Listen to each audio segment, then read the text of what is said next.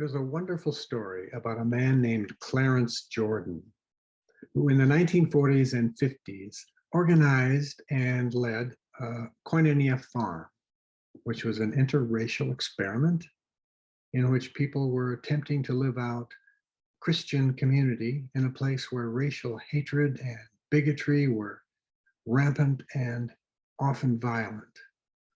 Here's a photo of Jordan on his farm in Georgia. And here's another. As you can imagine, the farm aroused great animosity among those people who didn't wish to see a model of integration be successful. So there were many attempts, some violent, by outsiders to defeat the community. And after all of these failed, the Ku Klux Klan decided to take matters into its own hands.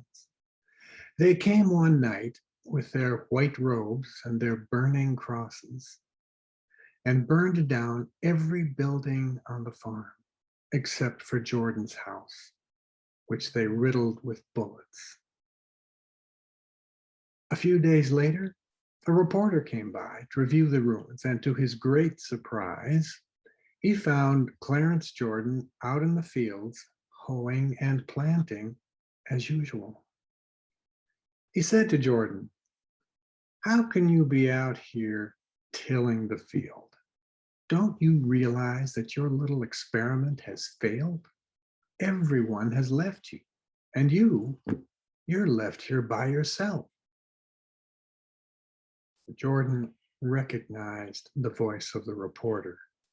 He was one of the Klansmen who had burned down the farm. Jordan looked at him and said, "Mister, you don't understand us Christians. You don't understand what we're about. We aren't called to be successful. We're called to be faithful."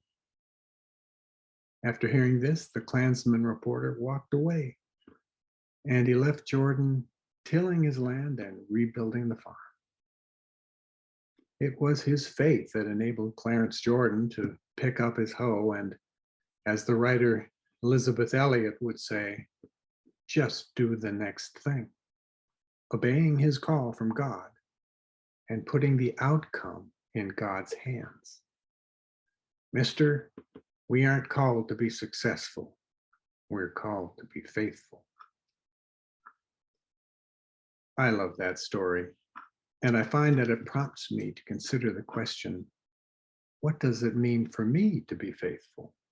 For that matter, what really is faith? The Bible tells us in the New Testament, in the letter to the Hebrews, that faith is confidence in what we hope for and assurance about what we do not see. A number of years ago, at age 38, I was finally at the point in my life where I believed in God. And I was a regular churchgoer with my wife, Lynn. Then I attended a weekend retreat called Cursillo, which is Spanish word for short course. And it was a short course that profoundly changed me. Just one of the changes was that I began to read the Bible and attend a Bible study. And I started to notice all the promises that God has made for his people that are found in the Bible. Promises to love us, to guide us, protect us, and countless others. Promises that God is faithful and trustworthy. What I came to realize eventually was that faith was not just about belief, but also about trust.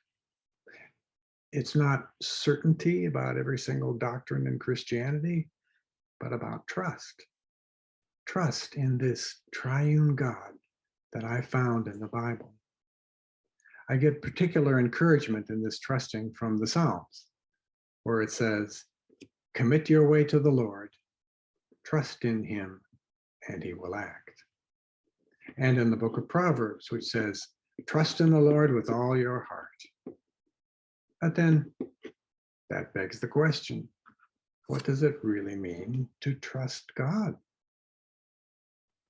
Recently, I read an excerpt from a book by Greg Denham called A Progress Plan. It goes like this. When a man named John Patton was translating the Bible for a South Seas Island tribe, he found himself stumped when he had to communicate the concept of faith. The tribe did not have any word for trust or faith. So how was Patton going to translate faith into their native language? One day, John found the answer.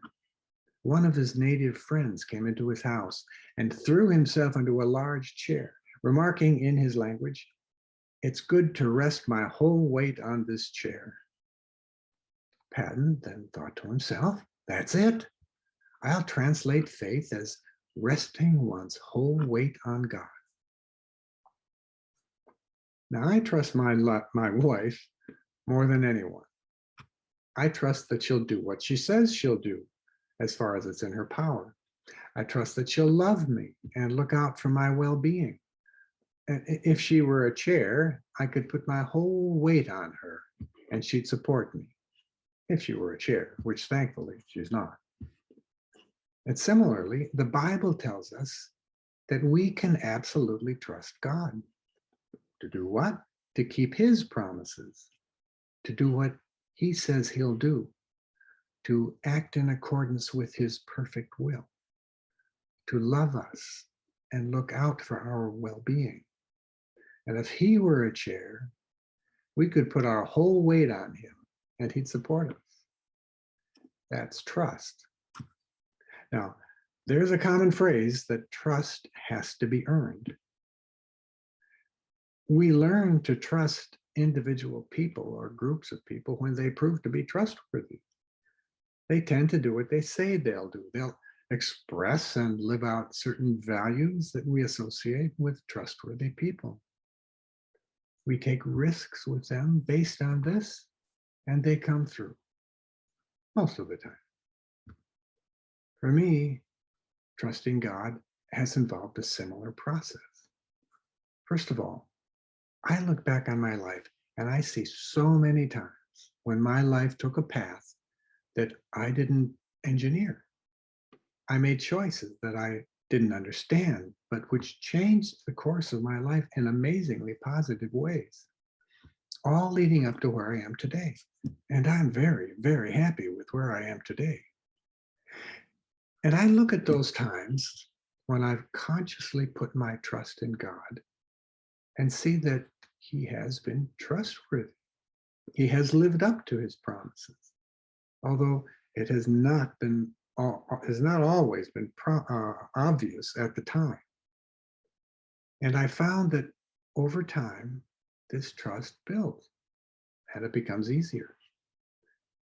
For example, if in some particular situation, I've prayed for God's guidance and done what I think he's guiding me to do, and I then say that I'm putting the rest in God's hands, what I mean is that I do my part and I'm trusting that God will do his part, which is to bring about the outcome. The outcome that he brings may or may not be what I'm hoping for, but putting it in God's hands, I trust that somehow it will be good and right and in accordance with his perfect will. Not necessarily my will, but his good and perfect will. And if the outcome is not what I've been hoping for, maybe it's even painful or difficult or just disappointing, I know that I can rely on the Apostle Paul's letter to the Romans, where he says that in all things, God works for the good of those who love him. Clarence Jordan had been left with a smoldering ruin of a farm and a bullet-ridden home. It was a total disaster. And I'm guessing that he had no idea what was to become of him and his beloved Koinonia farm. I imagine that many of us simply would have given up. I imagine I might have given up.